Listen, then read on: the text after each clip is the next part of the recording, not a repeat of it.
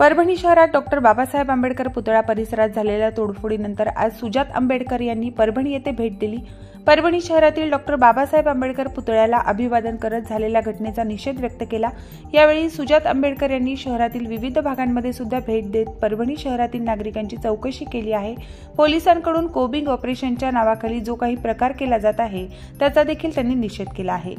आज ठामपणे सगळ्यात पहिले जी घटना घडली म्हणजे बाबासाहेबांच्या पुतळ्याची विटंबना आणि त्याचबरोबर भारताच्या संविधानाची जी प्रत इथे होती ती उचलून आणून फोडणं हे अतिशय चुकीचा कारभार होता आणि ह्या घटनेचा आम्ही ठामपणे निषेध करतो।